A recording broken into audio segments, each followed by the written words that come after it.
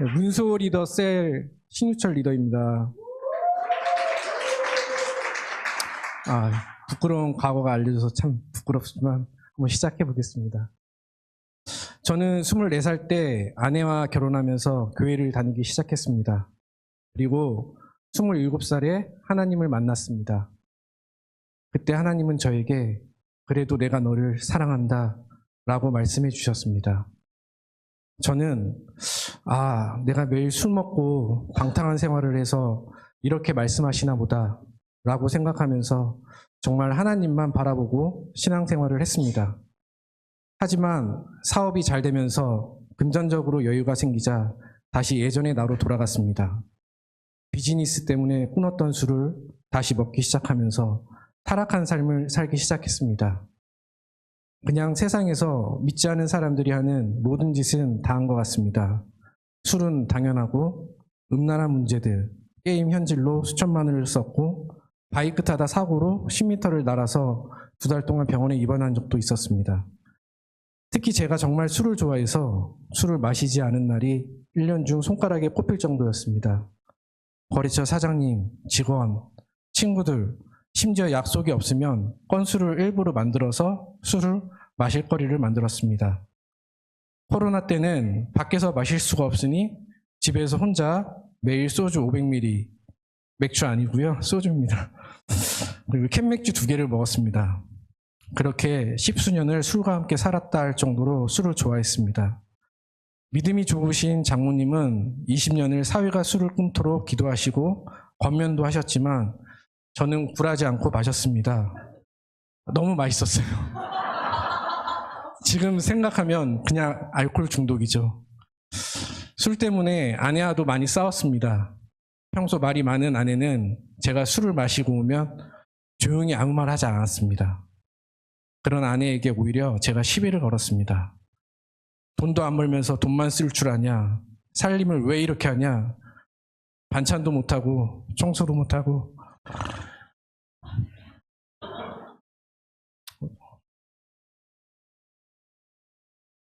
네가 할 줄 아는 게 뭐가 있어? 그러나 아내는 잠잠고 인내했습니다. 근데 그런 모습에 더 화가 나서 저는 아내에게 소리를 지르고 욕하고 더 못되게 굴었습니다. 그러다 하나님께서 다시 한번 저에게 꿈에서 말씀하시는 사건이 있었습니다. 꿈속에서 제가 교회 십자가 아래 엎드려 기도하고 있었습니다. 하나님, 세상이 너무 즐겁고 너무 재미있어서 도저히 끊을 수가 없어요.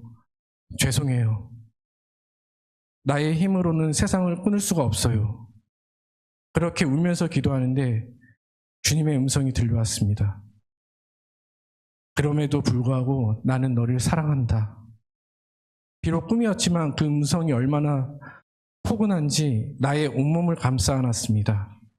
잠에서 깨어나서도 한동안 눈물이 멈춰지지가 않았습니다. 그러나 그럼에도 불구하고 현실에서 저는 변하지 않았습니다.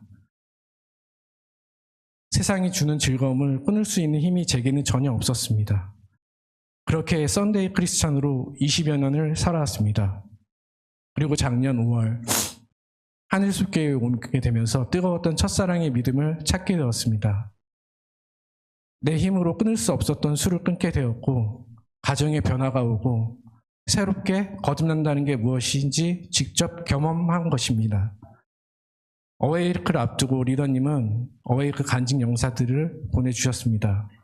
어웨이크에서 하나님을 만나서 술, 담배가 끊어지고 아픈 곳이 치유되고 가정이 회복된 수많은 간증들을 보고 들으면서 하나님이 나에게는 어떤 선물을 주실까 너무 설레었습니다. 그렇게 기대하고 사모했던 첫 번째 어웨이크에서 저는 순간순간에 은혜들은 많이 받았지만 제가 원했던 드라마틱한 선물은 받지 못했습니다. 저는 막연하게 하나님의 능력이 뭔가 나에게 오고 내가 신령한 능력을 받고 전도하면 막 영혼들이 오고 그런 선물들을 받기 원했는데 막상 그런 건 안 오더라고요. 제게는 술을 끊고 마음이 뜨거워지는 게 당연히 먼저였던 거겠죠. 그렇게 첫 번째 어웨이크가 막이 내리고 드디어 올해 4월 제게는 두 번째 어웨이크가 돌아왔습니다. 두 번째 어웨이크는 더 기대가 되었습니다.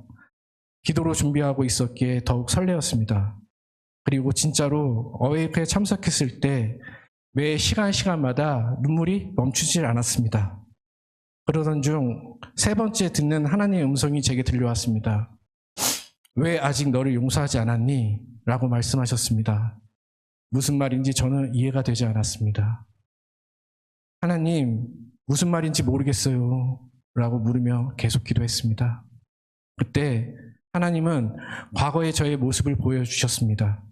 술 먹고 타락한 삶을 살았던 나의 모습들, 교회를 다니면서 집사라는 직분도 받고 구역장도 하고 있었지만 세상 사람들이 하는 모든 것을 다 하고 있었던 나의 모습들이 떠올랐습니다.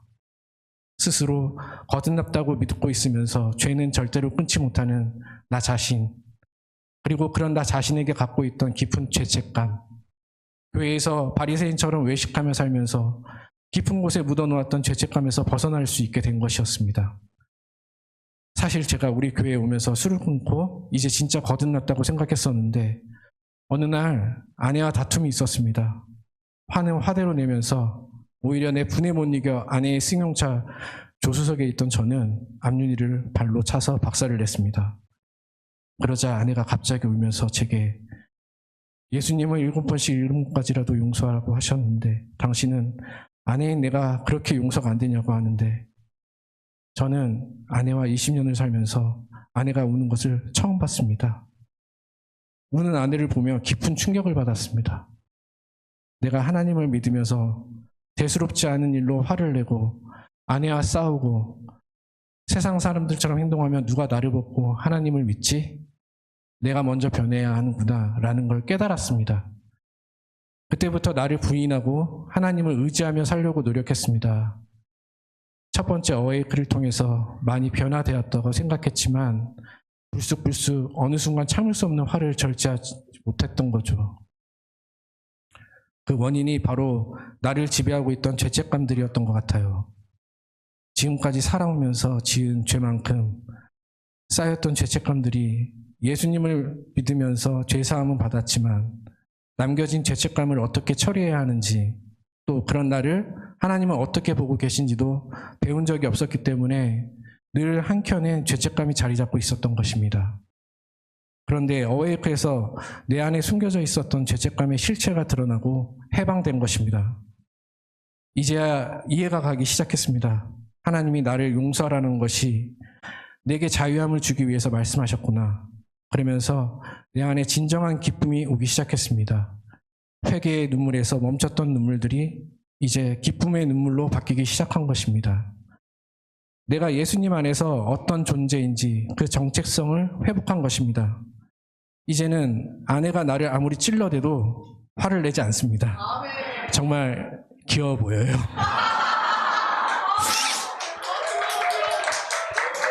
아내가 제 성품이 온화하게 변화되었다고 정말 좋아하네요. 할렐루야. 아내의 십자가는 바로 저였어요.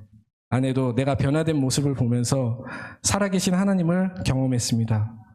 우리 가정이 진정한 가정으로 거듭났습니다. 그리고 저는 이제 어디를 가든지 전도합니다. 특별한 날이 아닌 이상 매일 교회에 와서 기도하고 세런들과 교제합니다. 술 생각도 전혀 나지 않습니다. 옛날에 그렇게 끊기 힘들었던 세상의 기쁨과 즐거움, 이제는 생각해보니 너무나도 허무합니다.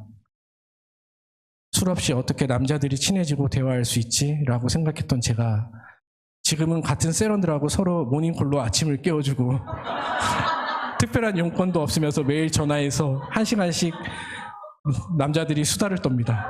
심지어 영상통화도 많이 합니다. 아내들이 무슨 연애하는 거냐고 놀릴 정도입니다. 들리는 소문에 아내들이 세상 남자들과 쓸데없는 음담패설 안 하고 교회에서 서로 저렇게 친하니 얼마나 감사하냐며 아내들끼리도 좋아한다고 하더라고요. 요즘은 세런들과 함께 군밤 전도를 시작했습니다. 공동체와 함께하는 모든 시간들이 세상에서 느꼈던 즐거움과는 절대 비교할 수 없는 즐거움과 기쁨의 시간이 되었습니다. 나의 죄를 용서해 주시고 나조차 알지 못했던 깊은 죄책감에서 자유케 해주신 우리 주 예수님께 영광을 돌립니다.